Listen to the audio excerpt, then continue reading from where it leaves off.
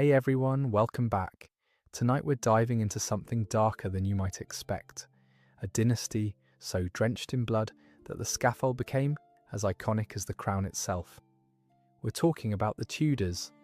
Before we begin, take a moment to like this video if you enjoy these deep dives into history's shadows, and let me know in the comments where you're watching from and what time it is there. I always love seeing our community from around the world. Now, settle in, maybe dim the lights, get comfortable, and let's ease into tonight's journey together. Here's something they don't tell you in history class. The Tudor dynasty, those 5 rulers who sat on England's throne from 1485 to 1603, collectively executed somewhere between 57,000 and 72,000 people. Let that number sink in for a moment. Not casualties of war, not deaths from disease, executions, sanctioned killings ordered by royal decree. But here's where it gets even more disturbing. The methods varied wildly depending on your social class, your crime, and which Tudor happened to be in power. Some rulers barely stained their hands. Others turned England into an abattoir. What's truly chilling isn't just the numbers. It's how casually death was administered, how normalized it became, how the smell of burning flesh and the sound of the axe became the background noise of an era. And the question that haunts historians to this day, which Tudor ruler had the most blood on their hands? The answer might surprise you. Before we count the dead, we need to understand how they died.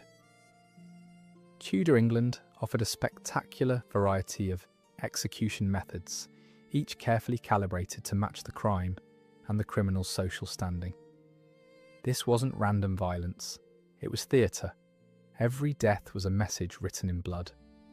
At the top of the hierarchy sat beheading.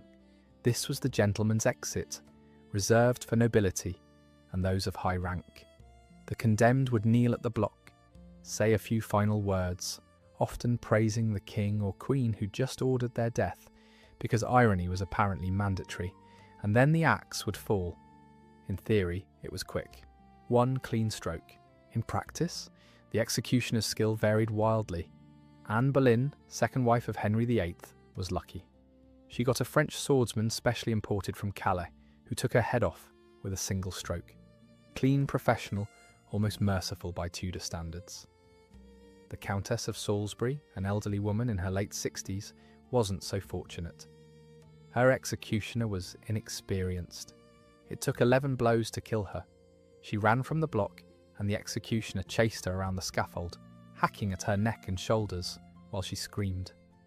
Witnesses were traumatized. Henry VIII, who'd ordered her death, probably didn't lose sleep over it. Then we have hanging, not the quick drop method used later, where the neck snaps and death is relatively swift. Tudor hanging was slow strangulation. You were hauled up by the neck and left to kick and thrash while the crowd watched. Your face would turn purple, then black. Your tongue would protrude, your bowels would empty, and you'd slowly suffocate, which could take anywhere from 10 to 20 agonizing minutes.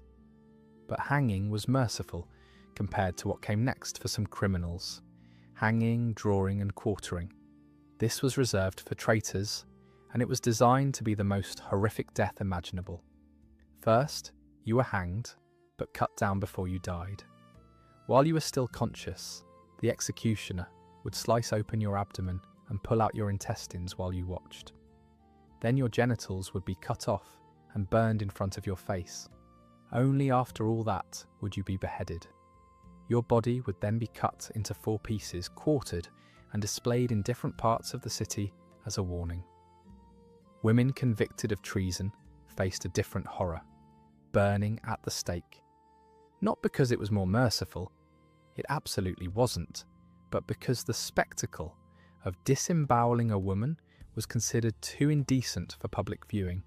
So instead, they tied you to a post, piled wood around your feet, and set it aflame. If you were lucky, the smoke would suffocate you before the flames reached you.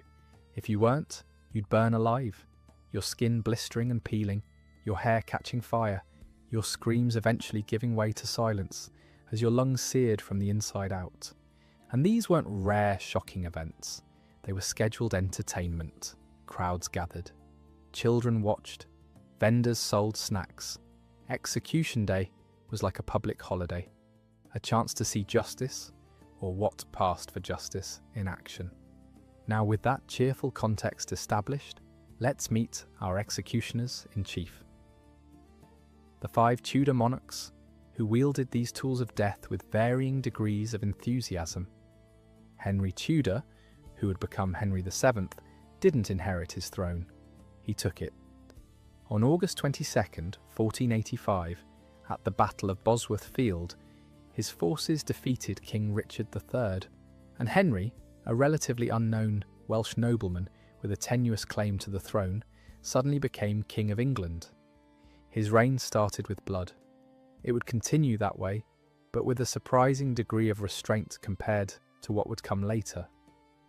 Henry VII ruled for 24 years, from 1485 to 1509, and during that time he executed somewhere between 200 and 300 people. Now that sounds like a lot, and it is, but by Tudor standards, it's practically pacifist. What's fascinating about Henry VII isn't just the relatively low body count, it's his precision. He didn't kill randomly or in fits of rage. Every execution was calculated, strategic, a chess move designed to eliminate threats to his shaky claim to the throne. See, Henry's problem was legitimacy. His claim to the crown came through his mother, Margaret Beaufort, whose lineage traced back to John of Gaunt. But that line had been declared illegitimate by an Act of Parliament decades earlier. Technically, Henry had about as much right to be king as a random blacksmith from Cornwall. So he had to be ruthless, but smart about it. His first major wave of executions came immediately after Bosworth. Men who'd fought for Richard III, the losing side, faced treason charges. Some were executed immediately, others were imprisoned, their lands confiscated, their families ruined. Henry made it clear, oppose me and you die. But here's where Henry showed his cleverness. He didn't go on a massacre spree. Instead, he used the threat of execution like a scalpel. He'd charge people with treason, sentence them to death, and then pardon them at the last moment, or commute their sentence to imprisonment, or fine them so heavily they'd never recover financially. It was psychological warfare. Everyone knew the axe hung over their heads. No one could feel truly safe, and that fear kept rebellion to a minimum. Still, some had to die. High-profile threats, pretenders to the throne, anyone who gathered too much support, they got the block. The most famous of Henry's victims, probably Perkin Warbeck, a young man who claimed to be Richard, Duke of York, one of the princes in the Tower. For years, Warbeck gathered support across Europe, launching invasions and stirring up rebellions.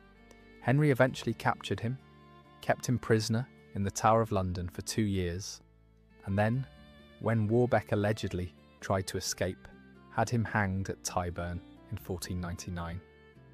Around the same time, Henry also executed Edward Plantagenet, Earl of Warwick, the nephew of Edward IV and Richard III. Edward had been imprisoned since childhood, literally since he was 10 years old, because he had a better claim to the throne than Henry did. He'd done nothing wrong. He wasn't plotting rebellion. He was just alive. And his existence was a threat, so Henry had him beheaded. Problem solved. Henry VII's executions were strategic eliminations. He didn't kill for sport or pleasure, or even ideology. He killed to secure his dynasty, to make sure his son, another Henry, who we'll get to in a moment, would inherit a stable throne. And in that, he succeeded. When Henry VII died in 1509, his son took the crown without opposition. The Tudor dynasty was secure. The price? A few hundred lives, give or take. By Tudor standards, a bargain. But here's the truly chilling part.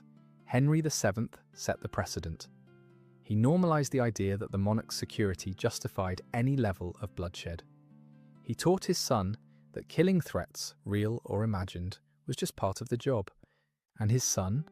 His son would take that lesson and run with it straight into a bloodbath that would dwarf anything his father had done. Henry VIII is the Tudor everyone knows, 6 wives, 2 beheaded, the break with Rome, the dissolution of the monasteries, a larger-than-life figure whose appetites for food, for women, for power were as legendary as his cruelty. But here's what the pop culture versions usually gloss over. Henry VIII was a mass murderer. During his 38-year reign, from 1509 to 1547, Henry VIII executed somewhere between 57,000 and 72,000 people. Let me repeat that. 57,000 to 72,000 executions. That's not a typo. That's not historians exaggerating. That's the best estimate, based on court records, contemporary accounts, and parish death registers. To put it in perspective, Henry VIII killed more people than the French Revolution's reign of terror. He killed more people than the Spanish Inquisition did in a century. He turned England into a killing field, and he did it with the full backing of Parliament and the Church. Well, his church, the one he created so he could get a divorce. When Henry came to the throne in 1509, he was young, athletic, charismatic, and relatively merciful. Early in his reign, he pardoned criminals, showed leniency, and seemed like he might be a benevolent ruler. That didn't last. The executions started slowly. Political rivals, inconvenient nobles, a few priests who spoke out against the king's policies. But then came the break with Rome in the 1530s and everything escalated. Henry decided he wanted to divorce his first wife, Catherine of Aragon, because she hadn't given him a male heir. The Pope refused. So Henry, in a move that would have been breathtaking in its audacity if it weren't so terrifying, declared himself the supreme head of the Church of England, annulled his own marriage, and married Anne Boleyn. Anyone who objected, they died. Sir Thomas More, former Lord Chancellor, one of the most respected intellectuals in Europe, beheaded for refusing to recognise Henry as head of the Church. John Fisher, Bishop of Rochester, an elderly man in his 70s, beheaded for the same reason. The Carthusian monks who refused to swear the oath of supremacy, hanged, drawn, and quartered. Some of them were chained upright in prison and left to starve to death first, just to make the point extra clear. But the real bloodbath began with the dissolution of the monasteries. Between 1536 and 1541, Henry VIII systematically dismantled every monastery, abbey and priory in England. He confiscated their lands, their wealth, their libraries. Monks and nuns were turned out, left homeless. Many were executed for resisting. And when the common people rose up in rebellion, most notably in the Pilgrimage of Grace in 1536, a massive uprising in the north of England protesting the destruction of the monasteries, Henry's response was merciless. He promised pardons, negotiations, and a fair hearing. Once the rebels dispersed and went home, he broke his word. Leaders were arrested and executed. Entire villages were punished. Estimates suggest that around 200 to 250 people were executed in the aftermath, including abbots, monks, and commoners. But that's just the high-profile cases. The true scale of Henry's killing went far beyond rebellions and religious disputes. Tudor England had brutal laws for even minor crimes. Theft could be a capital offence, so could poaching, or being a vagabond, homeless and unemployed. Under Henry VIII, the number of people hanged for theft, vagrancy, and other petty crimes skyrocketed. Why? Because Henry's policies created poverty. The dissolution of the monasteries didn't just destroy religious institutions. Monasteries had been the social safety net of medieval England. They ran hospitals, provided food for the poor, offered shelter to travellers. When Henry destroyed them, he created a wave of homelessness and hunger. And then he executed the homeless for being homeless. It was a vicious cycle. Economic policies created poverty. Poverty created crime. Crime was punishable by death. and the scaffold stayed busy. Then there are the wives, because we can't talk about Henry VIII without talking about the wives. Catherine of Aragon, divorced but survived. Anne Boleyn, beheaded in 1536 on charges of adultery, treason, and incest. The charges were almost certainly fabricated. Her real crime? She didn't give him a son, and he wanted to marry someone else. Jane Seymour died in childbirth, so no execution necessary, though Henry probably would have found a reason eventually. Anne of Cleves, divorced, survived. Catherine Howard, beheaded in 1542, also on charges of adultery. She was 19 years old. Catherine Parr survived by outliving him, which was honestly the smartest move any of Henry's wives made. But it wasn't just the wives. Henry executed friends, advisors, and allies who'd served him loyally for years. Thomas Cromwell, his chief minister, the architect of the Reformation, the man who made Henry's break with Rome possible, beheaded in 1540 because Henry changed his mind about policy and needed a scapegoat. The Duke of Buckingham, one of the highest-ranking nobles in England, beheaded in 1521 on flimsy charges of treason. Henry Howard, Earl of Surrey, a poet and soldier, beheaded in 1547, just days before Henry's own death, essentially for no reason other than Henry was paranoid and vindictive. By the end of his reign, Henry VIII was a bloated, paranoid tyrant, his leg oozing with infected ulcers, his mind twisted by pain and megalomania. He killed without hesitation, without remorse, and often without reason. When he died in January 1547, he left behind a traumatized kingdom, a decimated nobility, and a legacy soaked in blood. And the throne passed to his 9-year-old son. Edward VI was 9 years old when he became king, a child, a quiet, studious, pious boy who loved theology and learning and had absolutely no interest in the brutal politics that had defined his father's reign. His reign lasted just 6 years, from 1547 to 1553, and during that time, Edward executed almost no one. Wait, what? Yes, the son of the most murderous king in English history was, by comparison, shockingly merciful. Now, to be clear, Edward didn't actually govern. He was a child. Real power rested with his uncle, Edward Seymour, Duke of Somerset, who acted as Lord Protector. And then, after Somerset was overthrown in 1549, power shifted to John Dudley, Duke of Northumberland. Both men were ambitious, ruthless, and willing to do whatever it took to maintain control. But neither launched mass executions. Under Edward's reign, or rather under the regency that ruled in his name, there were scattered executions. Political rivals were eliminated. Somerset himself was eventually executed in 1552 after falling from power. Religious dissenters faced the stake, particularly Anabaptists, who were burned as heretics. But the scale was nothing like Henry VIII, maybe a few dozen executions during the entire 6-year reign. Compared to his father's tens of thousands, it was practically a vacation. Why so few? Part of it was Edward's personality. He was deeply religious, a committed Protestant who genuinely believed in mercy and forgiveness. He read the Bible constantly and took its teachings seriously. He wasn't bloodthirsty. He wasn't paranoid. He was just a kid trying to be a good king. But there's another factor: stability. Edward's claim to the throne was undisputed. He was Henry VIII's legitimate son, the long-awaited male heir. No one challenged his right to rule. Without threats, there was no need for mass executions. The regents who actually ran the government were more focused on consolidating Protestant reforms, making sure England stayed firmly Protestant after Henry's chaotic religious policies, than on eliminating political enemies. Of course, Edward's reign wasn't without violence. There were uprisings, including Kett's Rebellion in 1549, a massive peasant revolt in Norfolk. The government crushed it brutally, and the leaders were hanged.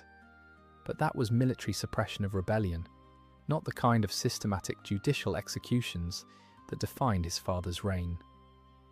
Edward VI died in July 1553, just 15 years old, probably from the tuberculosis.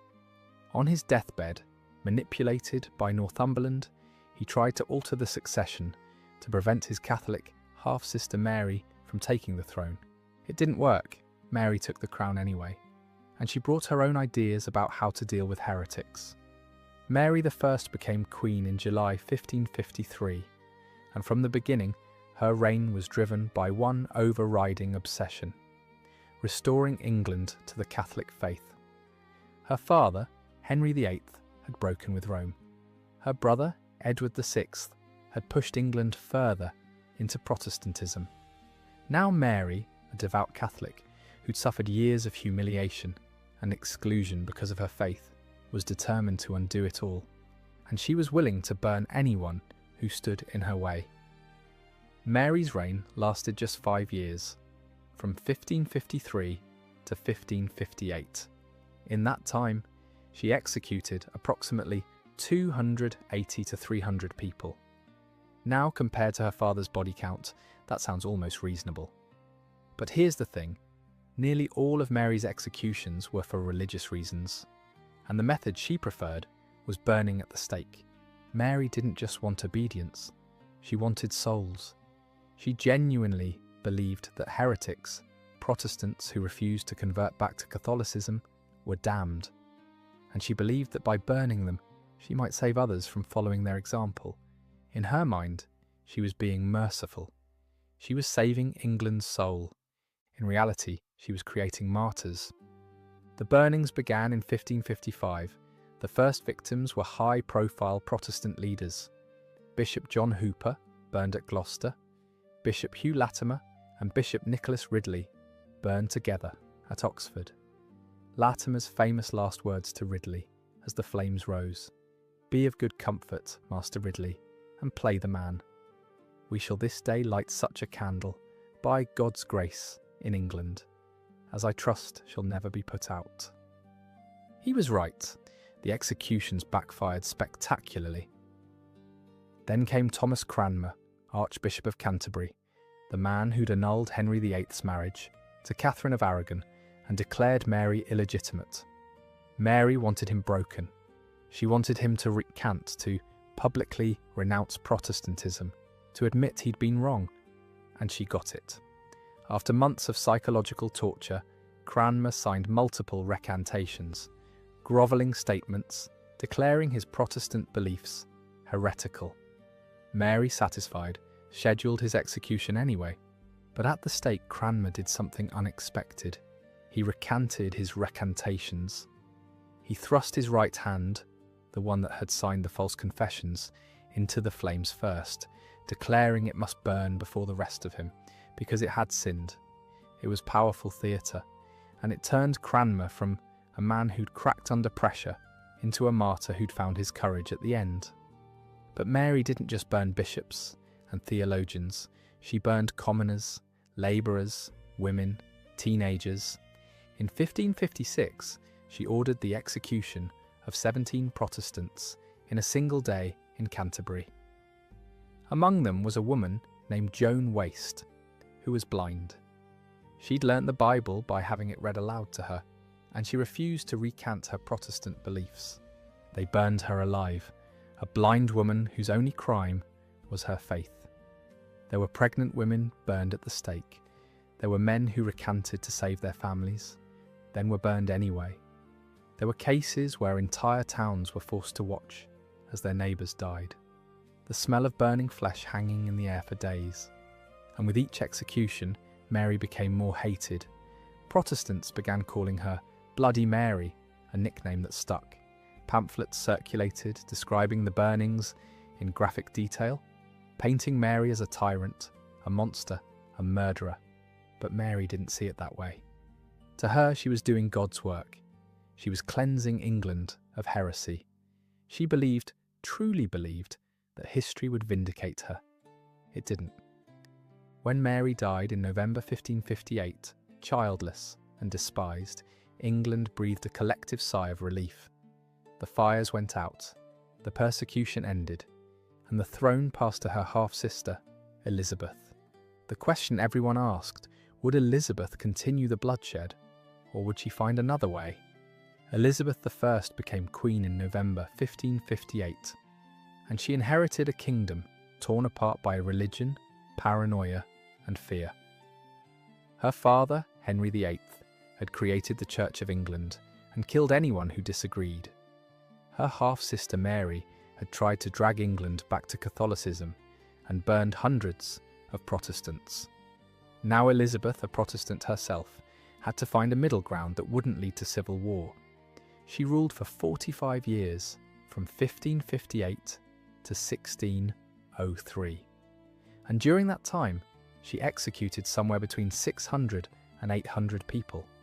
That's higher than Edward VI, higher than Mary I, but nowhere near her father's apocalyptic body count. What's fascinating about Elizabeth isn't just the numbers, it's her strategy. She didn't kill impulsively or emotionally. She killed carefully, deliberately, and only when she thought it was absolutely necessary. Elizabeth understood something her siblings hadn't. Martyrs were dangerous. Every execution created a story, a symbol, a rallying point for the opposition. So she tried to avoid creating martyrs whenever possible. Instead of mass religious persecution, she offered a compromise. The Elizabethan religious settlement established a moderate form of Protestantism. Catholics could keep their faith privately as long as they didn't openly challenge the Queen's authority. Most people accepted it. But for those who didn't, for the extremists, the plotters, the would-be assassins, Elizabeth's justice was swift and brutal. Her first major crisis came early.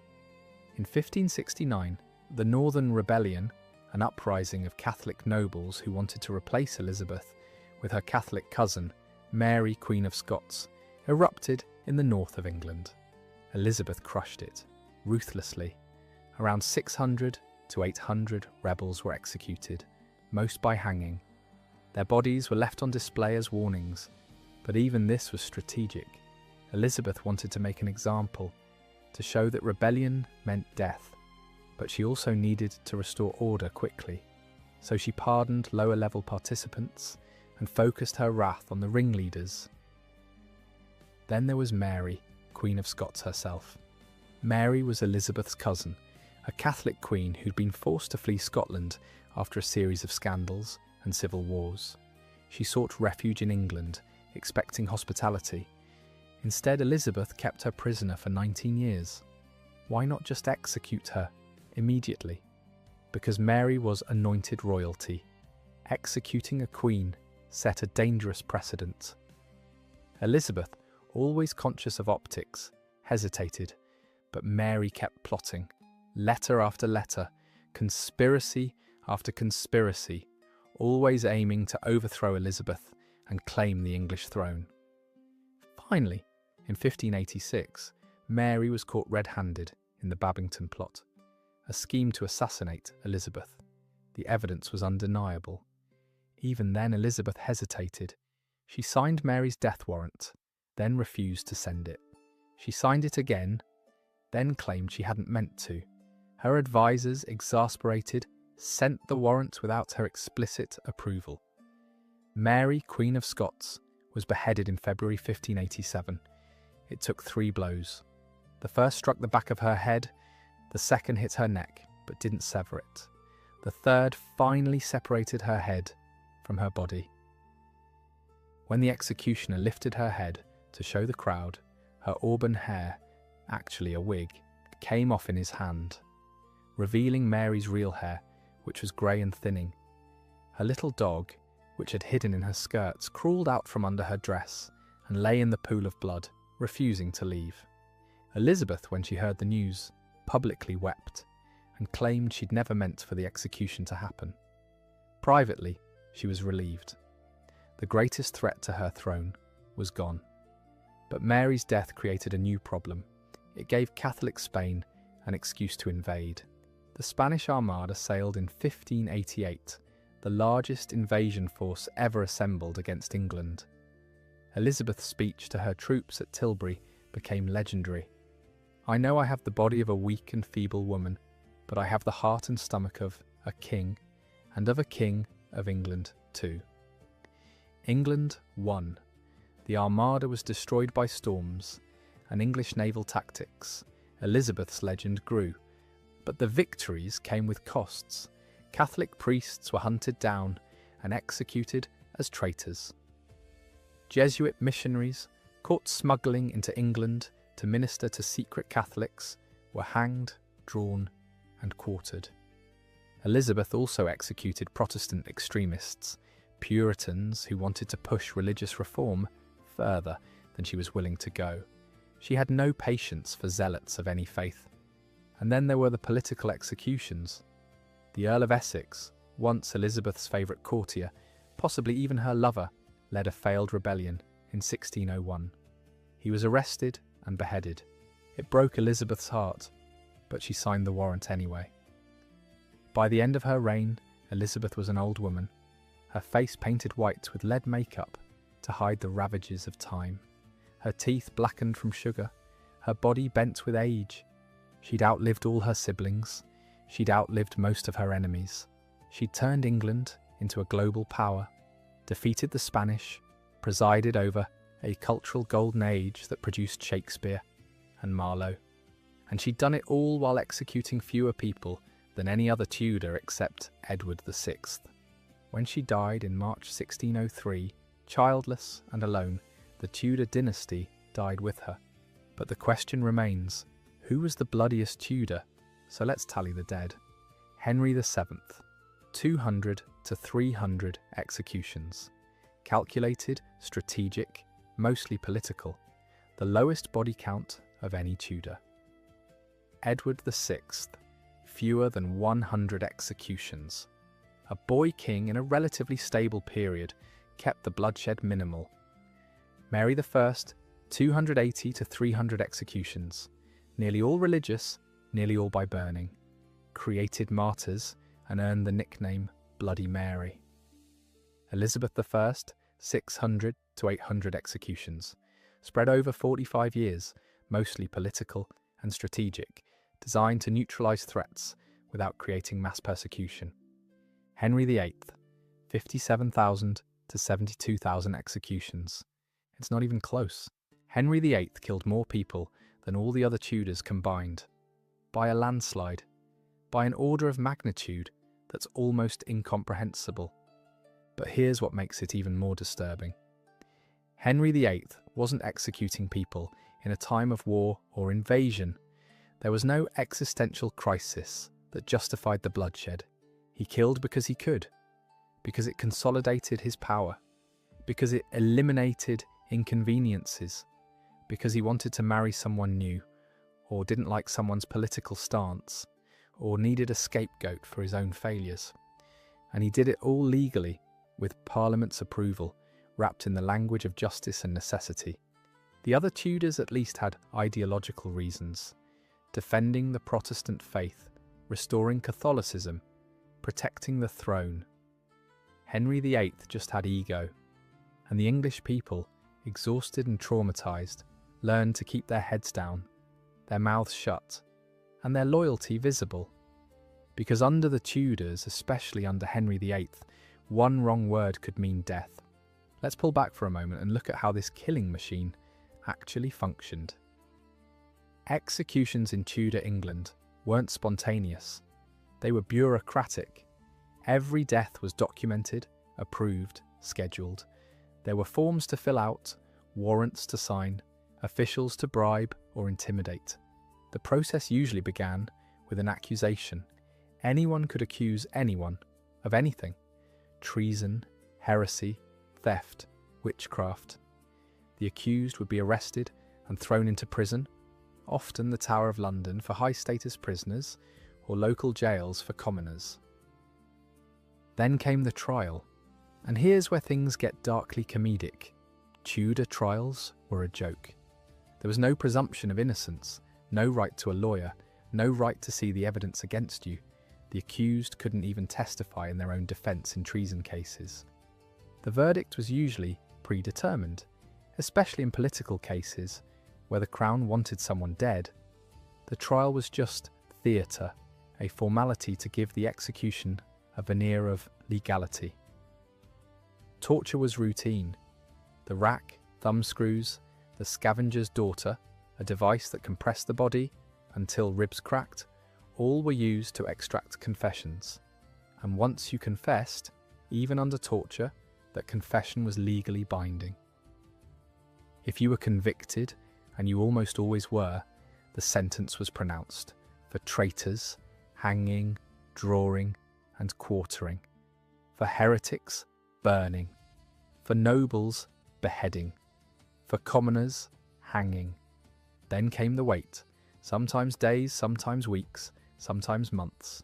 You'd sit in a cold, filthy cell, knowing exactly how and when you were going to die. On the day of execution, you'd be led out, sometimes on foot, sometimes in a cart, to the scaffold. Crowds would gather. Thousands sometimes. Vendors sold food and drink. Children sat on their parents' shoulders to get a better view. You were expected to give a speech. A good death required a good performance. You'd praise the monarch, confess your crimes, real or fabricated, and ask for the prayers of the crowd. Then the executioner would do his work, and your body, or what was left of it, would be displayed. Heads on pikes on London Bridge. Quartered bodies sent to different towns to be hung in giblets. A warning to anyone who might be thinking of stepping out of line. This was England under the Tudors, a kingdom where death was public, ritualised, and ever-present. But here's something equally fascinating. Who survived? Because not everyone who faced the Tudor executioners died. Some managed to cheat death through luck, cunning, or sheer timing. Thomas Howard, Duke of Norfolk, was sentenced to death by Henry VIII in 1546. His execution was scheduled for January 28, 1547. Henry VIII died on January 27th. The new regime under Edward VI quietly released Norfolk from the Tower. He lived another 7 years. Catherine Parr, Henry VIII's sixth and final wife, survived by being clever. She knew Henry was unpredictable and paranoid, so she made herself indispensable, nursing his ulcerated leg, managing his household, never openly disagreeing with him. When Henry's advisors tried to have her arrested for heresy, she found out about the plot. She immediately went to Henry, cried, told him she'd only been debating theology to distract him from his pain, and begged forgiveness. Henry bought it. Or maybe he was just too tired to execute another wife. Either way, Catherine survived. Bishop Stephen Gardiner, a conservative Catholic who served under Henry VIII and Mary I, was imprisoned by Edward VI's Protestant regime and nearly executed. But he outlived Edward, was released by Mary, and became her Lord Chancellor. Then Elizabeth took the throne, and Gardiner died of natural causes just weeks later. Timing saved him from the scaffold. Survival in Tudor England wasn't about innocence or guilt. It was about strategy, luck, and knowing when to bow and when to fight. Let's talk about what it does to a society when execution becomes routine. Tudor England was traumatised. Entire generations grew up watching people die in horrific ways. Children saw bodies hanging from gibbets on their way to market. Farmers ploughed fields within sight of execution sites where corpses rotted in cages. The psychological impact was profound. People learned to performative loyalty. You didn't just obey the crown, you visibly, loudly, enthusiastically obeyed. You informed on neighbours. You attended executions and cheered. You praised the king or queen with an intensity that bordered on hysteria. Because if you didn't, someone might notice, and that could be fatal. Trust eroded, families turned on each other, servants spied on masters, priests reported confessions to authorities, and the paranoia flowed upward too. Henry VIII's later years were marked by insane suspicion. He saw conspiracies everywhere. He had people arrested for glancing at him wrong, for not laughing at his jokes, for mentioning his health. Elizabeth I, despite being more restrained, lived in constant fear of assassination. She slept with guards outside her door. She had food tasters. She never fully trusted anyone. And the nobility, they lived in gilded prisons, always one wrong word from the scaffold. The aristocracy of Tudor England was decimated, not just by executions, but by the constant stress of surviving in a world where royal favour could evaporate overnight. Mental illness wasn't recognised or treated, but the symptoms were everywhere. Depression, anxiety, paranoia, PTSD from watching public executions. Tudor England was a kingdom suffering from collective trauma, and the scars lasted for generations. Now here's where it gets truly Orwellian. All of this was legal. The Tudors didn't just kill people randomly. They built an entire legal framework to justify it. The Treason Act of 1534, passed under Henry VIII, redefined treason so broadly that almost anything could be prosecuted. Denying the king's supremacy over the church? Treason. Refusing to swear an oath? Treason. Speaking ill of the king's marriage? Treason. And the penalty for treason was death. Mary I introduced the Heresy Acts, which made it illegal to practice Protestantism. Owning a Protestant Bible? Heresy. Attending a Protestant service? Heresy. Refusing to attend Catholic Mass? Heresy. And the penalty for heresy was burning at the stake. Elizabeth I passed laws making it treason to harbour Catholic priests. Simply allowing a Jesuit missionary to sleep in your barn could get you hanged, drawn, and quartered. Your property would be confiscated, your family impoverished, your name destroyed. But here's the genius of Tudor legal brutality. It was selective enforcement. The laws existed to threaten everyone, but they were only enforced against specific targets. This created a state of perpetual anxiety. You never knew if you were safe or not. The law was a sword hanging over every head, ready to drop at the monarch's whim. Parliament rubber-stamped everything. Bills of attainder, legislative acts declaring someone guilty of treason without trial, were routine. If the king or queen wanted you dead and couldn't make the charges stick in court, Parliament would simply pass a law declaring you a traitor. And the courts, packed with judges who owed their positions to the crown. Juries were intimidated or bribed. Verdicts were predetermined. It was legal, but it wasn't justice. The Tudor legal system was a weapon, carefully crafted and ruthlessly deployed. And it normalised state violence to a degree that would have shocked medieval England. Because even in the so-called barbaric Middle Ages, there were limits. Kings were expected to consult with their nobles. The church offered some protection. Custom and tradition placed boundaries on royal power. The Tudors shattered those boundaries. They built an absolutist state where the monarch's word was law, where dissent meant death, and where survival meant silence. And they did it all while claiming to defend England, protect the faith, and serve the common good. History remembers the famous executions. Anne Boleyn, Thomas More, Mary, Queen of Scots. Their stories are told and retold, dramatised in films and novels. But what about the thousands, whose names we don't know?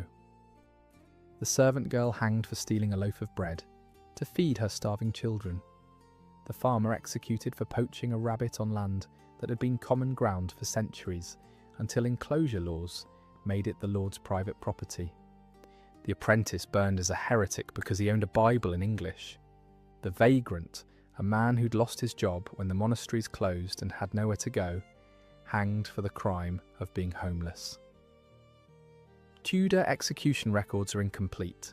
Many local hangings weren't recorded at all. Parish registers sometimes noted deaths but not causes. Court documents have been lost or destroyed. What we have are fragments, glimpses into an ocean of suffering. Consider this. In 1531, Parliament passed the Vagabonds Act, which declared that anyone caught begging who was able-bodied could be whipped and imprisoned. Repeat offenders could be executed. Thousands of people, made homeless by economic changes, by the dissolution of the monasteries, by enclosure of common lands, were suddenly criminalized for their poverty, and many of them died for it. Or consider the women executed for witchcraft.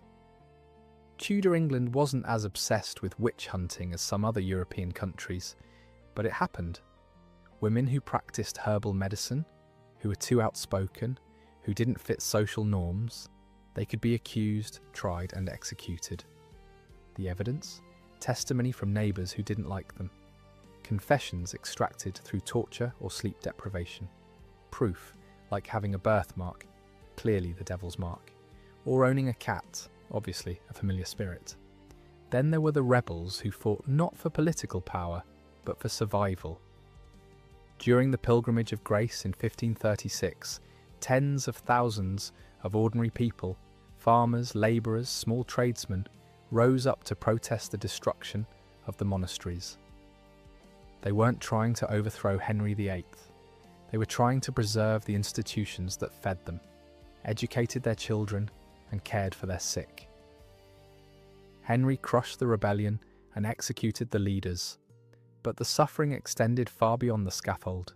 Families were destroyed, villages were punished collectively, land was confiscated, the social fabric of northern England was torn apart, and these people, the poor, the powerless, the forgotten, make up the vast majority of Tudor execution victims. They didn't get state funerals. Their deaths weren't commemorated. They were buried in unmarked graves or left to rot on gibbets as warnings. But they were human. They had names, families, dreams. They loved and laughed and hoped for better days. And they died violently, publicly, often for crimes that were nothing more than bad luck or being in the wrong place at the wrong time. When we talk about Tudor executions, we need to remember, it's not just the famous heads that rolled. It's the thousands upon thousands of ordinary people ground up by a system that valued order over mercy, power over justice, and royal authority over human life. Here's something they don't teach you in history class. Executions were profitable. When you were convicted of treason, the crown didn't just take your life, it took everything you owned. Your lands, your houses, your possessions, your money, all of it became crown property through a legal process called forfeiture. This wasn't a side effect, it was often the point. Henry VIII's treasury was constantly empty. He spent lavishly on wars, on palaces, on his court. When he broke with Rome and dissolved the monasteries, he didn't just do it for religious reasons, he did it for money.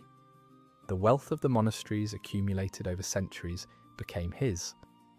And when that money ran out, he found other sources. Accusing wealthy nobles of treason became a convenient way to replenish the royal coffers. You didn't even need real evidence. A few suspicious letters, testimony from tortured servants, rumours of disloyalty. That was enough to convict, execute, and confiscate. The Duke of Buckingham, executed in 1521, was one of the richest men in England. After his death, Henry seized estates worth a fortune. Thomas Cromwell, Henry's chief minister, became obscenely wealthy by managing the dissolution of the monasteries and skimming profits. When Henry turned on him, all that wealth reverted to the crown. Even Anne Boleyn's execution was partly financial.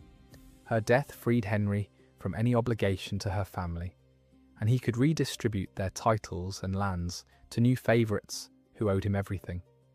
But it wasn't just the crown profiting from executions. Executioners were paid per head. The more people they killed, the more money they made. They also had the right to keep the clothing of the condemned, a valuable perk since many nobles were executed in expensive garments. There were professional informers, people who made their living accusing others of crimes and collecting rewards. These bounty hunters would gather gossip, extract confessions through intimidation, and present evidence to authorities. If the accused was convicted and their property confiscated, the informer got a cut.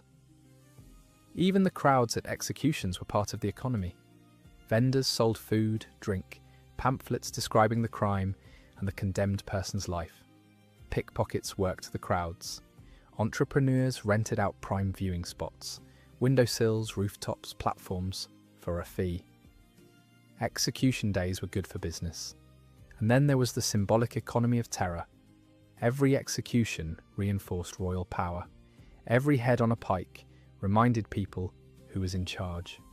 The psychological impact, the fear, the compliance, the desperate loyalty was worth more than gold.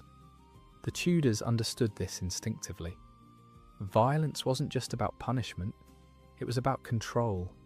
And control, in Tudor England, was the most valuable commodity of all. Let's zoom out for a moment and ask, was Tudor England uniquely bloodthirsty, or was this just normal for the time? The answer is complicated. Executions were common across Europe in the 16th century. The Spanish Inquisition, the French Wars of Religion, the persecution of Anabaptists in Germany, violence in the name of religious and political order was everywhere. But even by those standards, Henry VIII's body count was extraordinary. Spain's Inquisition, which lasted for centuries and became synonymous with religious persecution, executed somewhere between 3,000 to 5,000 people over its entire history. Henry VIII killed more people in a single reign. The French Wars of Religion, which tore France apart for decades, resulted in thousands of deaths, but many of those were battlefield casualties, not judicial executions. What made Tudor England unusual wasn't just the scale, it was the systematization. The Tudors built a legal and bureaucratic apparatus specifically designed to identify, prosecute, and execute threats efficiently. Other countries had inquisitions and religious courts. England had a state machinery that could pivot from persecuting Catholics to persecuting Protestants, and back again, depending on who sat on the throne. The system was flexible, adaptive, and terrifyingly effective. Foreign ambassadors wrote home about the atmosphere in Tudor England. Venetian, Spanish, and French diplomats described a court where people spoke in whispers, where everyone watched everyone else, where a single misstep could mean death. They were shocked not by the executions themselves, every country had those, but by the casual efficiency, the sheer bureaucratic orderliness of it all. In many European countries, executions were relatively rare spectacles reserved for the worst crimes. In Tudor England, they became routine, expected, part of the social calendar. And that normalization of violence, that acceptance of state-sanctioned killing as just how things were done, that was the truly revolutionary aspect of Tudor rule. They didn't just execute people, they made execution normal, boring even. And when violence becomes boring, when death becomes routine, that's when a society has truly lost its way. Tudor executions didn't just shape politics and law, they shaped English culture in ways that lasted for centuries. The theatre of Shakespeare and his contemporaries is soaked in blood. Tragedies filled with murders, betrayals, executions. They reflected the world the playwrights lived in. When Shakespeare wrote about the downfall of kings, about court intrigue and political murder, he wasn't being dramatic. He was being realistic. Many in his audience had seen executions. Some had family members who died on the scaffold. The famous scene in Richard III, where the young princes are murdered in the Tower, that wasn't ancient history to Tudor audiences. The Tower was right there, and people were still being executed in it regularly. Revenge tragedies, plays like the Spanish Tragedy and Titus Andronicus, filled with gore and violence, were wildly popular. Why? Because they gave audiences a safe way to process the trauma of living in a society where violence was constant and death was public. Ballads and pamphlets about famous executions circulated widely. These were the true crime podcasts of Tudor England. People were fascinated by the details, the last words, the behaviour of the condemned, the competence of the executioner. Some executions became legendary: the courage of Thomas More, the dignity of Mary, Queen of Scots, the defiance of Thomas Cranmer. These stories were told and retold, shaping how people thought about death, honour and resistance. But the cultural impact went deeper than entertainment. Tudor England developed what we might now call a surveillance culture. People learned to watch what they said, to be careful about who they trusted, to perform loyalty constantly. This affected language itself. People became masters of ambiguity, of saying things that could be interpreted multiple ways. You never wanted to commit too firmly to any position, because you never knew which way the political winds might shift. The concept of martyrdom took on new meaning. Both Catholics and Protestants elevated their executed members to near sainthood. These martyrs became powerful symbols, their deaths proof of their faith's righteousness. Books like Fox's Book of Martyrs, which detailed the persecution of Protestants under Mary I, became foundational texts. They shaped English Protestant identity for generations, creating a narrative of suffering and survival that defined the national self-image. And underneath it all, a deep cynicism developed. People learned not to trust authority, not to believe official narratives, not to assume that justice and the law were the same thing. The Tudor legacy wasn't just political, it was psychological. It created a national character shaped by trauma, surveillance, and survival. Let's talk about what actually happens to a body during Tudor execution methods, because the clinical reality is far worse than most people imagine. When you're hanged, drawn, and quartered, the standard punishment for male traitors, here's the process. First, you're hanged by the neck, but not long enough to die. Just long enough to lose consciousness, maybe? Sometimes the executioner cuts you down while you're still fully aware. Then you're laid on a table. The executioner slices open your abdomen. If you're conscious, you feel everything.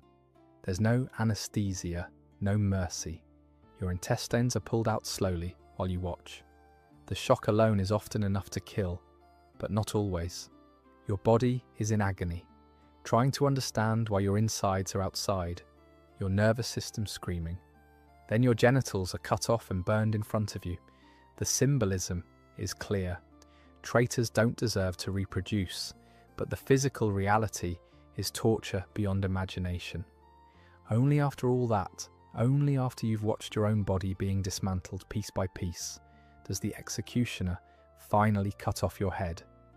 Your heart, if it's still beating at that point, is cut out and held up to the crowd. "Behold the heart of a traitor," the executioner shouts. And then your body is quartered, cut into 4 pieces. Those pieces are sent to different towns and displayed on spikes as warnings. Dogs and birds often fed on the remains. In summer, the smell was unbearable. Now let's talk about burning at the stake. The condemned person is chained to a wooden post. Wood and sometimes coal is piled around their feet, sometimes as high as their waist. The fire is lit. If you're lucky, the smoke suffocates you before the flames reach you. Your lungs fill with smoke, you pass out, and you're dead before you burn. If you're not lucky, if the wind blows the wrong way, if the wood is damp and burns slowly, you experience what many historians consider the worst death imaginable. The heat is agonizing long before the flames touch you. Your skin reddens, blisters, and begins to crack. The pain is beyond description. When the flames reach you, your hair catches fire first, then your clothes, then your skin begins to char. The smell, your own burning flesh, fills your nostrils. Your eyes can literally boil in their sockets. Your tongue swells until it bursts. Your lungs scorch from the inside as you inhale superheated air. Some victims took more than 30 minutes to die. Half an hour of unimaginable suffering while crowds watched, some praying, some jeering. Even beheading, supposedly the merciful option, was often botched. A skilled executioner could sever the head in one blow.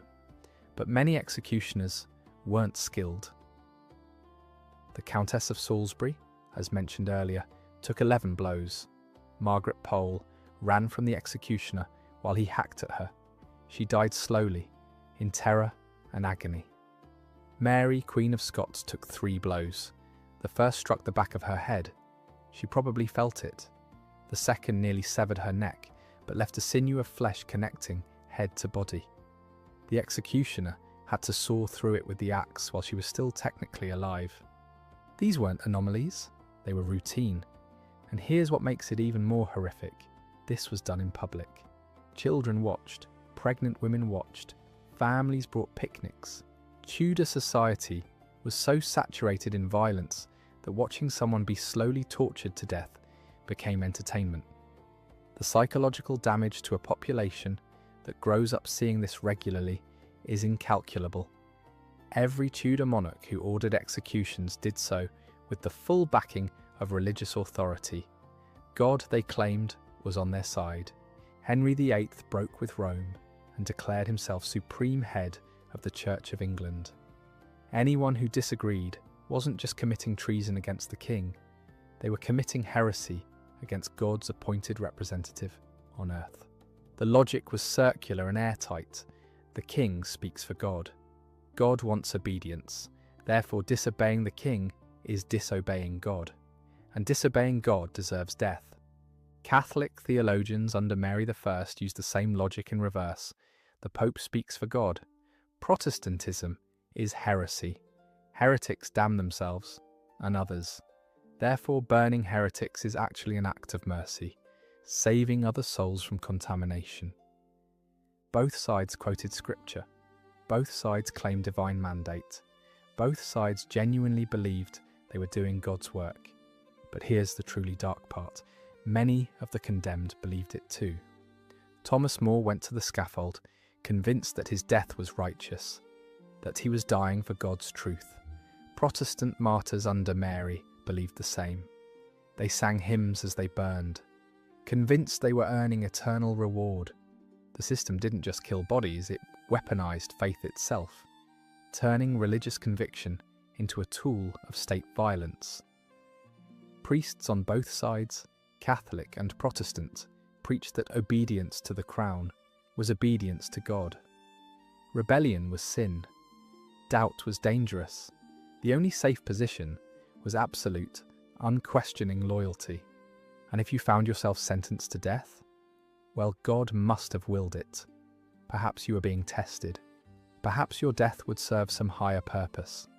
This theological framework made resistance almost impossible. You weren't just fighting the king or queen, you were fighting God. The psychological weight of that belief crushed potential rebellions before they could form. And for the rulers themselves, it provided perfect moral cover. They could order thousands killed and sleep soundly, convinced they were instruments of divine will. Henry VIII, even as he executed friends and wives, genuinely believed he was serving God.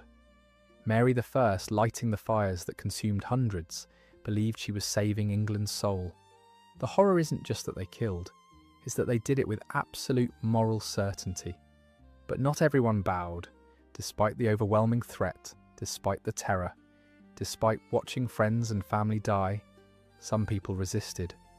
The Pilgrimage of Grace in 1536 was one of the largest popular uprisings in English history. 30,000 to 40,000 people marched, demanding the restoration of the monasteries, the removal of heretical advisors, and the preservation of traditional religious practices. They organised peacefully. They took oaths to remain non-violent. They presented petitions, not weapons. Henry VIII promised to hear their grievances. He invited the leaders to London for negotiations. It was a trap. Once the rebels dispersed, Henry ordered mass arrests. Around 200 leaders were executed. Others were imprisoned. The rebellion was crushed and the monasteries stayed dissolved. But the spirit of resistance didn't die. Underground Catholic communities formed during Elizabeth I's reign. Priests smuggled themselves into England, hiding in secret chambers built into the walls of sympathetic houses, priest holes they were called. They conducted mass in secret, kept the faith alive, and accepted that discovery meant execution. Many were caught, many died, but they kept coming. Protestant resistance under Mary I took different forms. Pamphlets circulated illegally, documenting the burnings, celebrating the martyrs, keeping Protestant theology alive. These writings sustained communities even as their leaders burned. And there was personal resistance, small acts of defiance that didn't make history books, but mattered immensely to those who did them. The servant who slipped extra food to a prisoner awaiting execution, the crowd member who prayed silently for the condemned instead of jeering, the scribe who accidentally lost incriminating documents, the executioner who angled the blade to make death quicker. These weren't grand gestures. They wouldn't overthrow tyranny, but they preserved something human in an inhuman system. Some resistance was more direct. There were at least a dozen serious plots to assassinate Elizabeth I. All failed, and the plotters died horribly. But they tried. Were they heroes or villains? It depends entirely on your perspective. To Catholics, they were martyrs trying to restore the true faith. To Protestants, they were traitors trying to murder the Queen. The same ambiguity applies to almost every execution of the Tudor era. One person's traitor is another's martyr. One person's heretic is another's prophet. What's undeniable is that resistance existed. It was crushed repeatedly and brutally, but it existed, and in a system designed to terrify people into absolute compliance, the mere existence of resistance was itself a victory, small, costly, and often fatal, but real. When Elizabeth I died in 1603 and the Tudor dynasty ended, England didn't suddenly become peaceful. The Stuart kings who followed inherited the machinery of violence the Tudors had built. James I, Charles I, the Civil War, Cromwell, the 17th century brought its own horrors. But something had shifted. The Tudor era taught England a brutal lesson. Absolute monarchical power, unchecked and unbalanced, leads to tyranny, and tyranny leads to rivers of blood. The English Civil War, in many ways, was a reaction to Tudor-style absolutism. Parliament fought against Charles I's attempts to rule without limits, to tax without consent, to imprison without trial. And when Parliament won, one of their first acts was to put the king himself on trial and execute him. Charles I was beheaded in 1649. It was a direct rejection of the idea that monarchs were above the law, that royal blood made you untouchable. Charles I died the same way his subjects had died for over a century, on the scaffold under the axe. The Tudor legacy wasn't just political violence, it was the seeds of political philosophy that would eventually limit that violence. Thinkers like John Locke, writing in the aftermath of the Tudor-Stuart bloodbaths, developed theories of natural rights, limited government, and the social contract. These ideas would influence the American Revolution, the French Revolution, and the development of modern democracy. England eventually developed the concept of constitutional monarchy, a king or queen with severely limited powers, bound by law, unable to execute subjects at whim.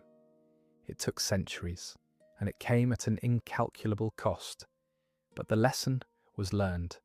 No one, not even royalty, should have the power of life and death over their subjects without checks and balances. The Tudor era also left cultural scars that lasted generations. The paranoia, the surveillance, the distrust of authority, these became embedded in English culture. It's why the English developed such a fierce attachment to civil liberties, why habeas corpus, the right not to be imprisoned without cause, became sacred, why the presumption of innocence and the right to a fair trial became foundational principles. Because they'd seen what happened without those protections. They'd lived through it. Their grandparents had died in it. The Tudor execution machine eventually destroyed itself.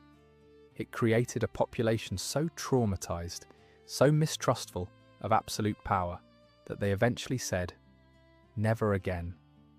Not perfectly, not immediately, but eventually, and that perhaps is the only redemptive thread in this entire blood-soaked tapestry. Let's end where we began, with numbers. 57,000 to 72,000 executions under Henry VIII alone. Hundreds more under his children. But these aren't just statistics. Each one was a person.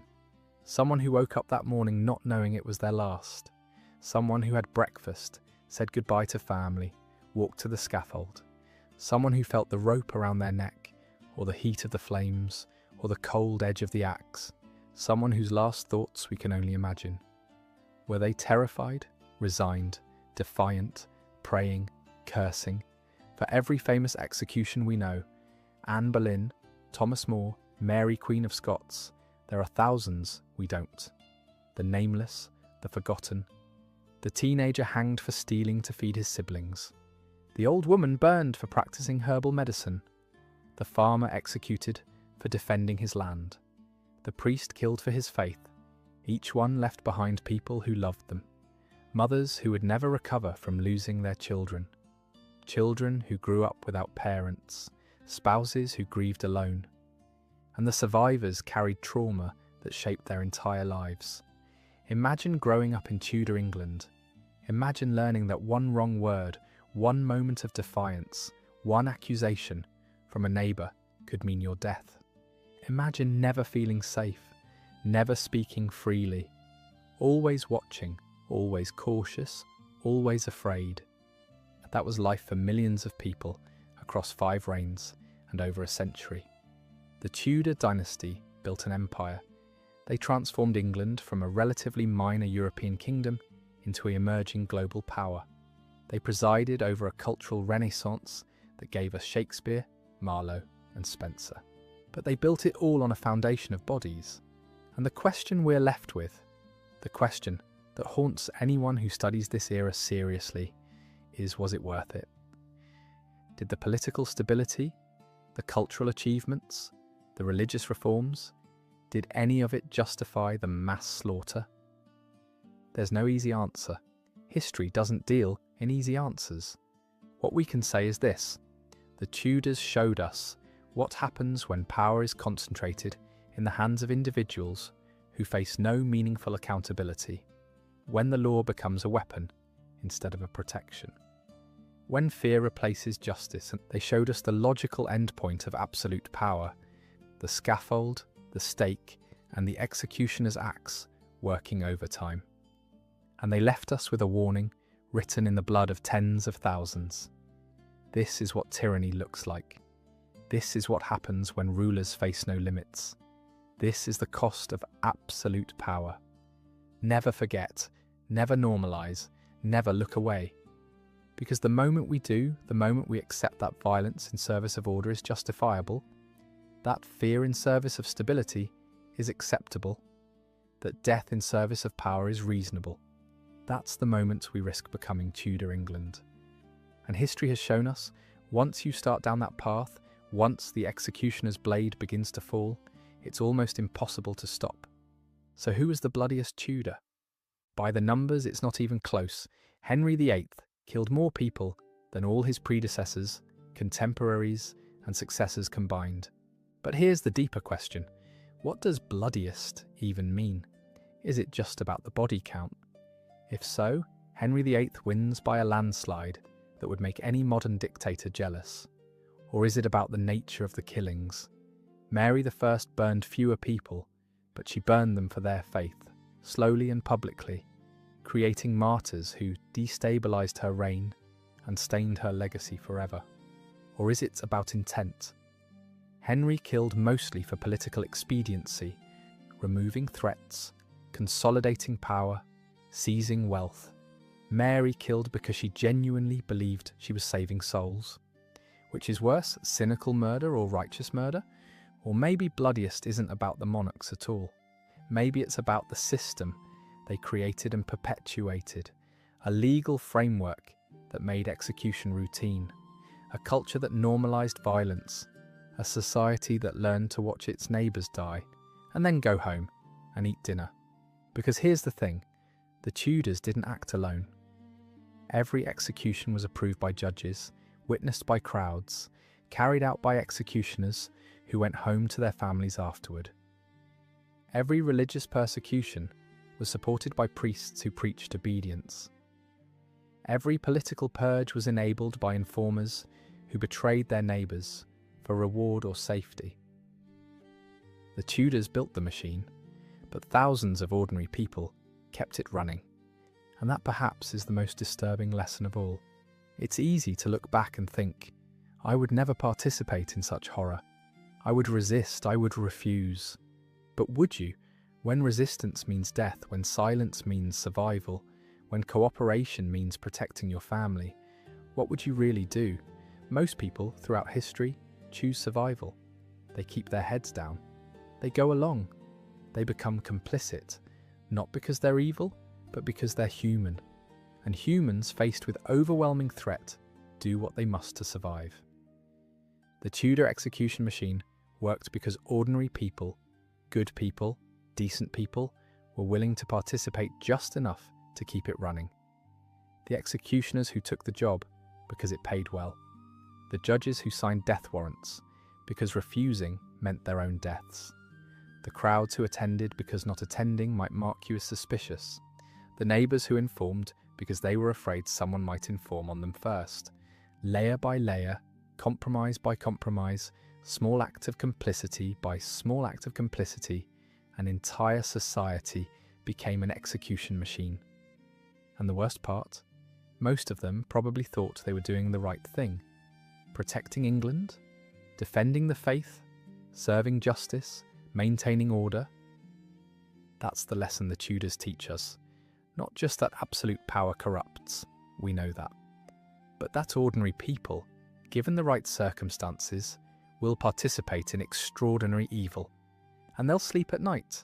So tonight, as you lie in your comfortable bed, with your rights and freedoms and legal protections, take a moment to remember the thousands who didn't have those luxuries. Remember the teenager hanged for stealing bread, the old woman burned for her faith, the nobleman beheaded for speaking his mind, the common labourer executed for being in the wrong place at the wrong time. Remember them. Not because they were particularly virtuous or because their deaths were particularly meaningful, but because they were human, and they died badly in a system designed to kill efficiently and without mercy. The Tudor dynasty ended over 400 years ago, but the lessons remain urgent. Power without accountability is dangerous. Law without justice is tyranny. Order maintained through fear is fragile.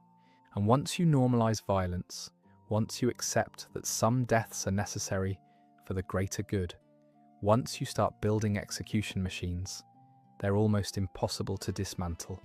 The Tudors knew that, their victims learned it, and we, centuries later, are still trying to understand it. Sweet dreams. And remember, the price of freedom is eternal vigilance. Because the alternative is the scaffold, the stake, and the executioner's blade. And history has taught us it can happen again, anytime, anywhere, to anyone, unless we remember, unless we resist, unless we refuse to forget what happens when power goes unchecked and violence becomes policy. The Tudor dynasty is gone, but the warning remains. Never forget, never again.